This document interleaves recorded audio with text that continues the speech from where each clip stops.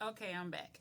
So, um, I want to say this. Proverbs 18:22 says, "He who finds a wife finds a good thing and obtains favor from the Lord." And when you decide to take on a wife and become a husband, that's when your favor really opens up. That's when God begins to open doors for you. You are no longer living in sin, and you have found what God has created, for us to be and for us to do. And a lot of people say, oh, it's death to the single life. No, it's death to being catfished in the spirit. It's death to wondering who this person is. It's death to sleepless nights prayerfully if you found the right person. Because marriage can be a beautiful and wonderful thing when you find the right person who is actually for you. Now, everybody is wonderful in the beginning of the relationship. It's new, it's fresh, it's something different. You're trying to get to know each other.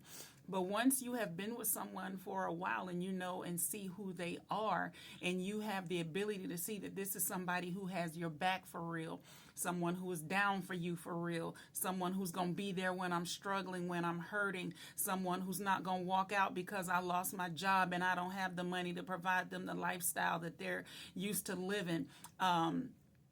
Which could be a temporary thing, but people will show you their true colors. So when you have someone who is really with you and you know without a doubt that this person is down and for you, that's death to, like I said, being catfished in the spirit and not knowing who this person is next to me, because as soon you're with me now because everything is rolling well. But as soon as things go awry, and it's not looking so well, are you going to be the first person out of the door? So prayerfully, if you have that type of person in your life, you are blessed. Now, every relationship is going to have struggles, problems, up and down. That's just the way that life is. So you can't just give up on your marriage and give up on your person just because times get hard, because you're going to have hard times regardless of who you're with, because that's just how life goes. But I wanted to go ahead and continue on. Hebrews 13:4 says, "Let marriage be held in honor among all, and let the marriage bed be undefiled."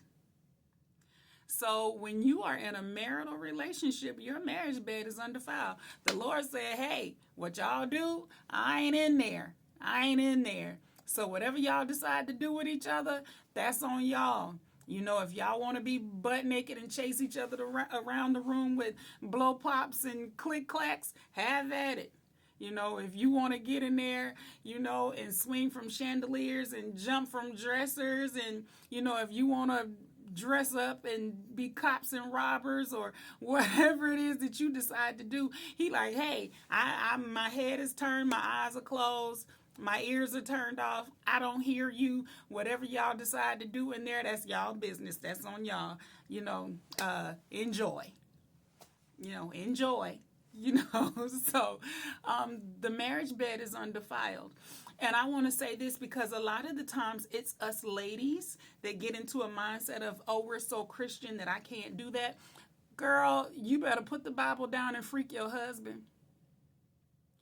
Put the Bible down. It don't stop you from being Christian. As a matter of fact, you are in the will of God, because this is what God created you for. Remember, we were created for the man. We were created from him. God took his rib and created us.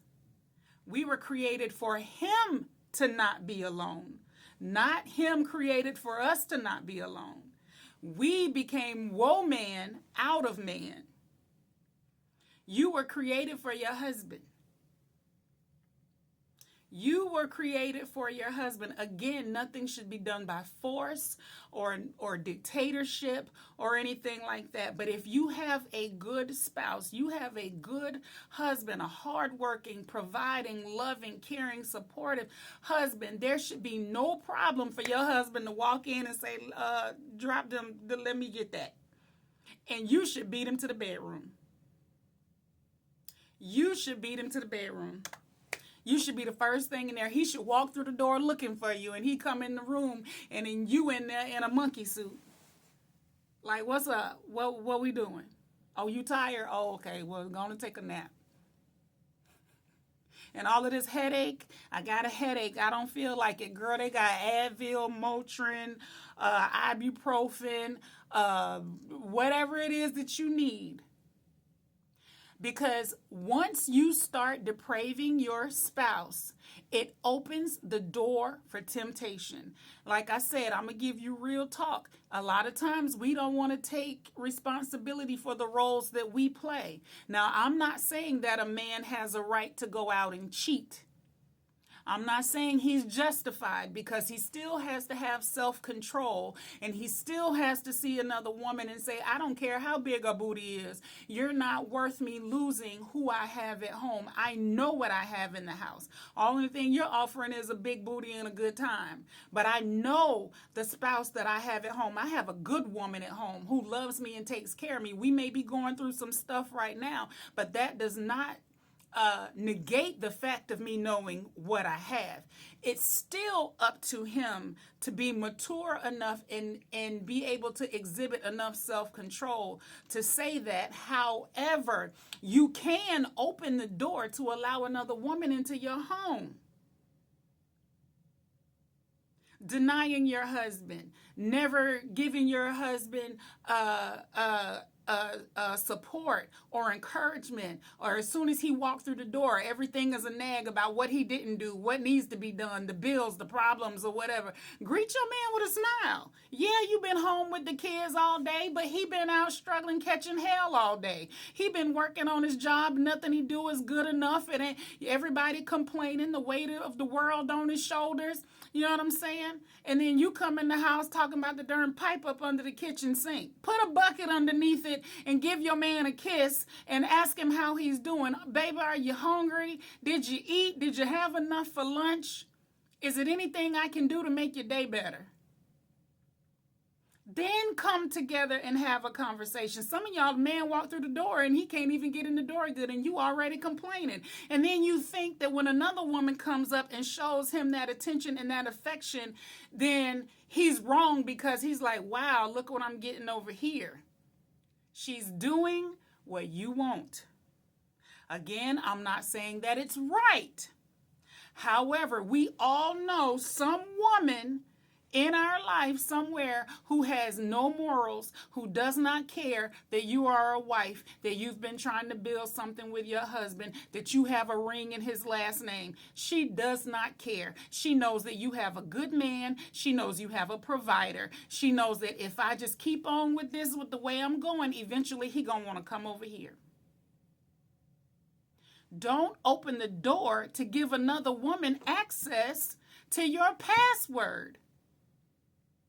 When we're at work, we lock computers, we shut them, we shutting them down.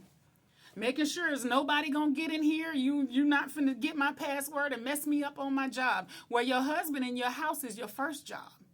Shut that computer down and lock your code. You lock your computer with that password. Nobody gets the password to this address.